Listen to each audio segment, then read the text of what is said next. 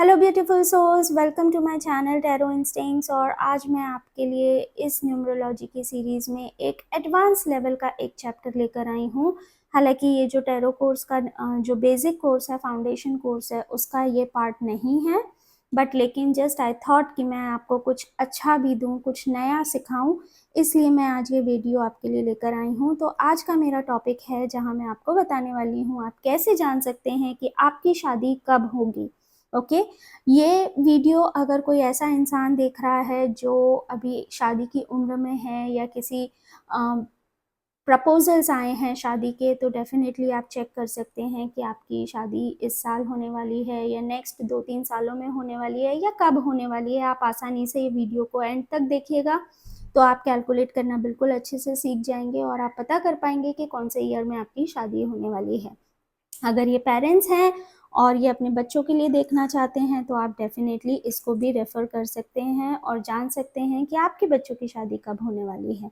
आप इसको इस तरीके से भी ले सकते हैं कि अगर आप ये एक तरीके से रिसर्च भी होगी, हम कह सकते हैं कि अगर आप जो लोग ये टैरो कोर्स सीख रहे हैं, अगर वो लोग हैं ये लोग मेरा वीडियो देखने वाले, तो वो ये चेक कर सकते हैं कि क्या उनके पेरेंट्स की या उनके दीदी जिया जी की या भैया भाभी की शादी कब हुई थी, उसके उस टाइम उनका पर्सनल ईयर क्या आ रहा था। आप उससे भी कैलकुलेट करके चेक कर सकते हैं। तो चलिए वीडियो को शुरू करने से पहले एक और रिक्वेस्ट मैं आपसे करना चाहूँगी कि अगर आपको मेरी टीचिंग अच्छी लग रही है, अगर आप कंसल्टेशंस लेना चाहते हैं, टैरो कोर्स सीखना चाहते हैं, तो नीचे दिए गए नंबर पर आप मुझे कांटेक्ट कर सकते हैं।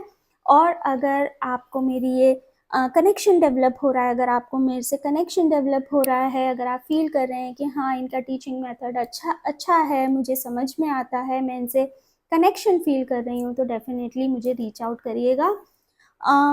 बेल आइकन को दबाना मत भूलिएगा ताकि आपको नोटिफिकेशन मिलती रहे। मेरा वीडियो हर ट्यूसडे, थर्सडे और सैटरडे को अपलोड होता है, तो आपको इजीली पता चलता जाएगा। मैं इसी तरीके से बहुत अच्छे अच्छे टॉपिक्स और यूनिक टॉपिक्स आपके लिए लाती रहूँगी। चलिए अब मैं आपको वो मेथड सिखाने वाली हूँ जो कि न्यूमरोलॉजिस्ट यूज़ करते हैं किसी की भी प्रेडिक्शन करने के लिए कि किसी पर्सन की शादी कब होने वाली है। देखिए, जब टैरो हम यूज़ करते हैं या हम उससे प्रेडिक्शन करते हैं तो डेफिनेटली हम टैरो कार्ड्स लेकर बैठते हैं। जब हम एस्ट्रोलॉजी यानी कि अगर ज्योतिष का माध्यम यूज़ करते हैं एस्ट्रोलॉजी, तो हम कुंडली को देखते हैं, कुंडली को एनालाइज करते हैं। उसी तरीके से जब हम न्यूमरोलॉजी सीख रहे हैं तो हमारा जो डेट ऑफ बर्थ है वो हमारे लिए बहुत ज़्यादा इम्पॉर्टेंट होता है। तो आइए सबसे पहले हम देखते हैं डेट ऑफ बर्थ, क्योंकि ये ही एक चीज़ है जिससे आप कैलकुलेट कर पाएंगे कि आपकी शादी कब होने वाली है। अब डेट ऑफ बर्थ से आप पता तो कर सकते हैं शादी कब होने वाली है, लेकिन उससे पहले एक चीज़ आपको और सीखनी पड़ेगी, वो है आपको पर्सनल ईयर निकालना। ठीक है कि ये पर्सनल ईयर निकाला कैसे जाता है।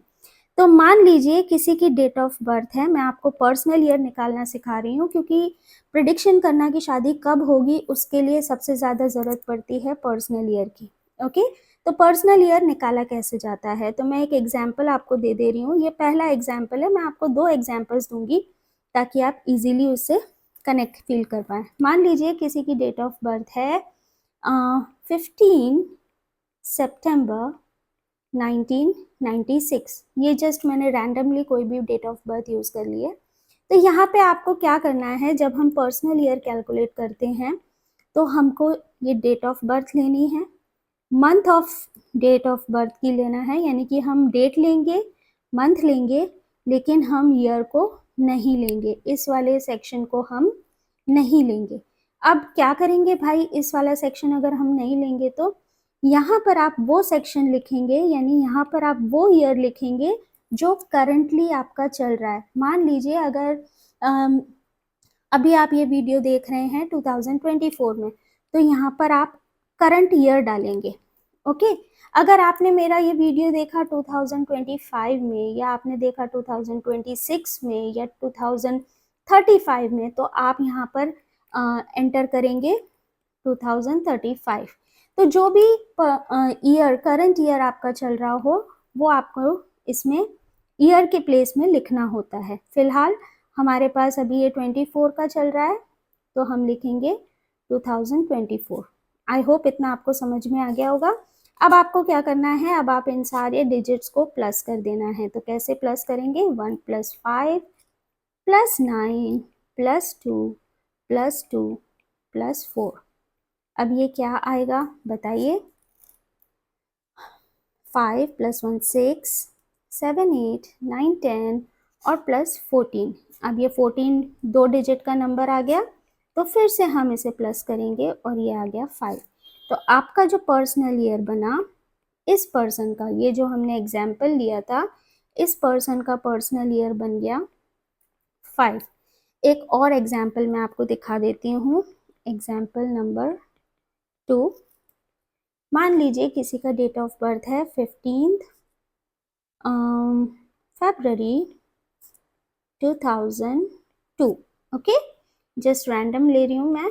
अब ये जो 2002 है इसको अब आप क्या कर देंगे, करंट ईयर में कर देंगे, राइट। तो मान लीजिए अगर ये आप मेरा वीडियो देख रहे हैं 2026 में, ओके, तो यहाँ पे ये वाला आप नहीं लेंगे, ये लेंगे, ये लेंगे, पर ये वाला बर्थ ईयर आप नहीं लेंगे, उसके बदले आप प्रेजेंट ईयर ऐड करेंगे।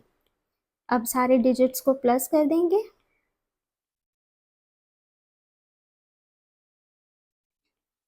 1 + 5 6 7 8 9 10 11 12 + 6 18। ठीक है, तो 1 + 8 फिर से हम करेंगे और ये आ जाएगा 9। तो इस पर्सन का पर्सनल ईयर बन जाता है 9। ठीक है, अब आपको ये चीज़ याद रखनी है, जैसे मैंने आपको यहाँ पे बताया कि पहले ये पर्सनल ईयर जो इसका था, एक ये पर्सनल ईयर है 5 और एक जो हमने इधर कैलकुलेट किया है ये है पर्सनल ईयर नंबर 9। तो देखिए अब आप कैसे पता करेंगे कि आपकी शादी कब होगी। अगर आपका पर्सनल ईयर आता है 2, 3 या 6, जैसे यहाँ पर आया ना पर्सनल ईयर 9 और पर्सनल ईयर 5, अगर आपका पर्सनल ईयर कैलकुलेट करने के बाद अगर आपका आता है 2, 3, 6, 9, सॉरी 2, 3 या 6, तो यानी कि मोर देन 80% चांसेस हैं कि आपकी शादी उस साल हो जाए। इसको मैं हाई चांसेस लिख देती हूँ, ठीक है, इसको याद रखिएगा।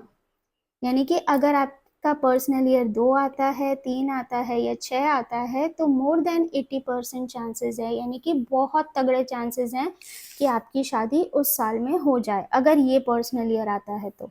अगर आपका पर्सनल ईयर 7, 8 या 9 आता है तो थोड़े से कम चांसेस हो जाते हैं, ओके, कम चांसेस हैं, पर लेकिन बिल्कुल कम नहीं कहूँगी, आप मान लीजिए जैसे कि 70 to 80% चांसेस हैं, यानी कि बिल्कुल हाई चांसेस नहीं है पर थोड़े से कम है, तो 7, 8, 9।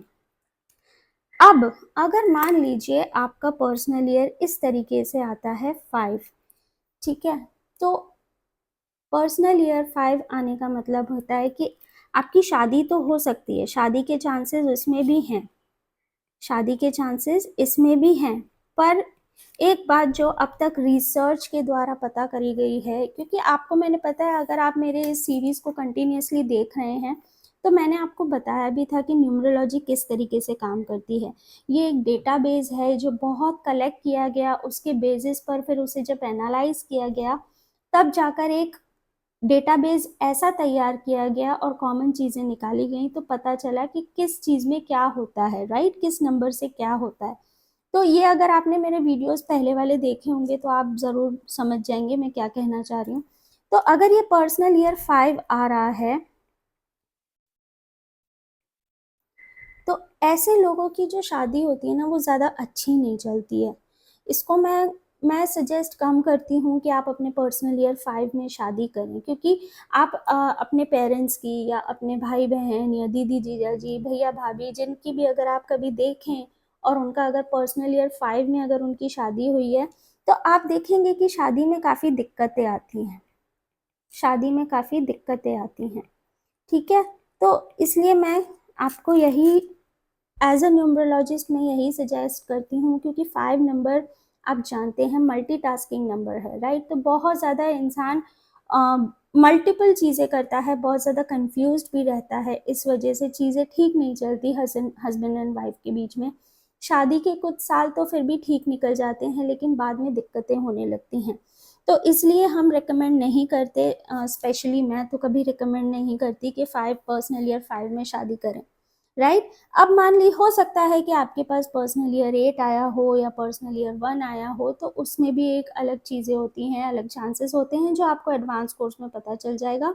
लेकिन फिलहाल मैंने अभी आपको ये बताया ही है कि अगर आपका पर्सनल ईयर 2, 3, 6 या 7, 8, 9 या 5 आ रहा है और आप मेरी बातों से रिलेट कर पा रहे हैं, तो प्लीज़ मुझे कमेंट में डेफिनेटली मुझे बताइएगा कितना रिलेट किया। हो सकता है आपके पेरेंट्स का, आपके भाई बहन जी, दीदी जिया जी, किसी का भी पर्सनल ईयर 5 आ रहा हो या 8 आ रहा हो, 9 आ रहा हो, आपको पता चल जाएगा, राइट। तो अगर आपको ये वीडियो पसंद आई है तो प्लीज़ मुझे कमेंट में ज़रूर बताइएगा। रेलेवेंट फील हुआ है, कनेक्शन फील हुआ है, तो भी मुझे कमेंट में ज़रूर बताइएगा। I will feel very happy और मुझे मोटिवेशन मिलेगा, ताकि मैं इसी तरीके से आपके लिए अच्छे अच्छे और नए नए वीडियोज़ लेकर आती रहूँ।